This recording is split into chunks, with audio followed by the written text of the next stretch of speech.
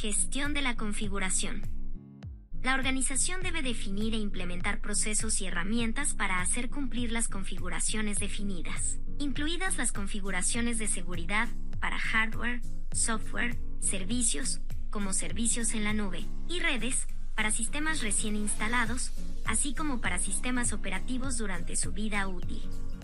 Plantillas estándar para la configuración segura de hardware, software, servicios y redes. Usar orientación disponible públicamente. Respaldar la política de la información de la organización. Considerar la factibilidad y aplicabilidad de las configuraciones de seguridad en el contexto de la organización. Para establecer plantillas se debe considerar lo siguiente. A. Deshabilitar identidades innecesarias, no utilizadas o inseguras. B. Deshabilitar o restringir funciones y servicios innecesarios. C. Sincronización de relojes. D. Verificar que se hayan cumplido los requisitos de la licencia. Los cambios de configuraciones deben seguir el proceso de gestión de cambios. A. Información actualizada del propietario. Punto de contacto del activo. B. Fecha del último cambio de configuración. C. Versión de la plantilla de configuración. D. Relación con la configuración de otros activos. Eliminación de la información. Al eliminar información sobre sistemas, aplicaciones y servicios, se debe considerar lo siguiente. A. Seleccionar un método de eliminación, de acuerdo con los requisitos comerciales y teniendo en cuenta las leyes y reglamentos pertinentes.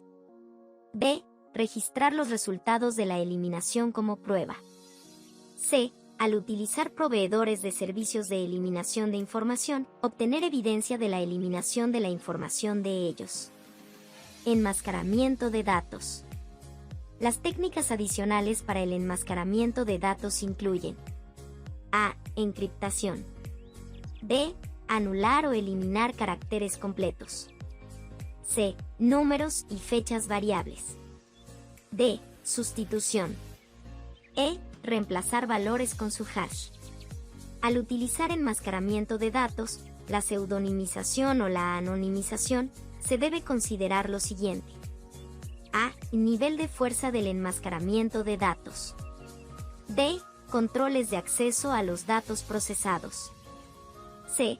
Acuerdos o restricciones en el uso de los datos procesados. Las funciones hash se pueden utilizar para anonimizar la PII para evitar ataques de enumeración. Siempre deben combinarse con una función SAL. Prevención de fuga de datos. La organización debería considerar lo siguiente para reducir el riesgo de fuga de datos. A. Identificar y clasificar la información para protegerla contra fugas. B. Monitorear los canales de fuga de datos. C. Actuar para evitar que se filtre información. Las herramientas de prevención de fuga de datos deben utilizarse para A. Identificar y monitorear información sensible en riesgo de divulgación no autorizada. B. Detectar la divulgación de información confidencial. C. Bloquear las acciones de los usuarios o las transmisiones de la red que expongan información confidencial. Copia de seguridad de la información. Al diseñar un plan de respaldo, se deben tener en cuenta los siguientes elementos. A. La producción de registros precisos y completos de las copias de seguridad y los procedimientos de restauración. B. Reflejar los requisitos comerciales de la organización. C. Dar a la información de respaldo un nivel adecuado de protección física y ambiental. Redundancia de las instalaciones de procesamiento de información. La organización debe considerar lo siguiente al implementar sistemas redundantes. A. Usar redes redundantes. B. Utilizar dos centros de datos separados geográficamente con sistemas duplicados. C. Utilizar fuentes o fuentes de alimentación físicamente redundantes. D. Tener componentes duplicados en los sistemas. Cuando corresponda, preferiblemente en modo de producción, los sistemas de información redundantes deben probarse para garantizar que la conmutación por error de un componente a otro funcione según lo previsto. Registro. Los registros de evento deben incluir para cada evento, si corresponde. A. Identificaciones de usuario. B. Actividades del sistema. C. Fechas, hora y detalle de eventos relevantes. D. Identidad del dispositivo, identificador del sistema y ubicación. E. Direcciones de red y protocolos. Los siguientes eventos deben ser considerados para el registro. A. Cambios en la configuración del sistema. B. Uso de privilegios. C. Uso de programas de utilidad y aplicaciones. D. Alarmas emitidas por el sistema de control de acceso. E. Creación, modificación o supresión de identidades. F. Transacciones ejecutadas por los usuarios en las aplicaciones. Es importante que todos los sistemas tengan fuentes de tiempo sincronizados, ya que esto permite la correlación de registros entre sistemas para el análisis, alerta e investigación de incidente. Análisis de registro. El análisis de los eventos debe realizarse teniendo en cuenta: A. Las habilidades necesarias para los expertos que realizan los análisis. B. Determinar el procedimiento de análisis de registros. C. Los atributos requeridos de cada evento relacionado con la seguridad. D. Inteligencia de amenazas disponible.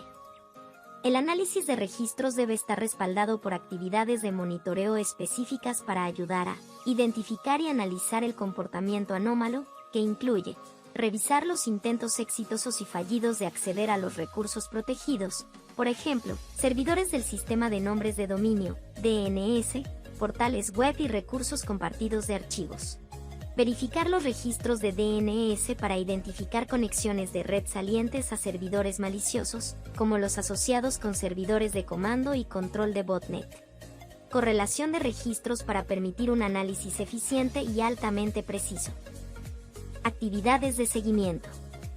Lo siguiente debe ser considerado para su inclusión dentro del sistema de monitoreo. A. Tráfico de red, sistema y aplicación entrante y saliente. B.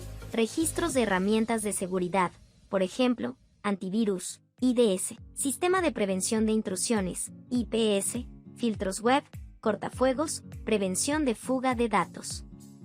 C. Registros de eventos relacionados con la actividad del sistema y de la red. D. Comprobar que el código que se ejecuta está autorizado para ejecutarse en el sistema y que no ha sido alterado, por ejemplo, mediante recompilación para agregar código adicional no deseado. El sistema de monitoreo debe configurarse contra la línea de base establecida para identificar comportamientos anómalos, tales como terminación no planificada de procesos o aplicaciones. Características de ataque conocidas, por ejemplo, denegación de servicio y desbordamiento de memoria intermedia. Intentos exitosos y fallidos de acceder a recursos protegidos, por ejemplo, servidores DNS, portales web y sistemas de archivos. El monitoreo de la seguridad se puede mejorar mediante: A. Aprovechar los sistemas de inteligencia de amenazas. B. Aprovechar las capacidades de aprendizaje automático e inteligencia artificial. C. Usar listas de bloqueo o listas de permitidos.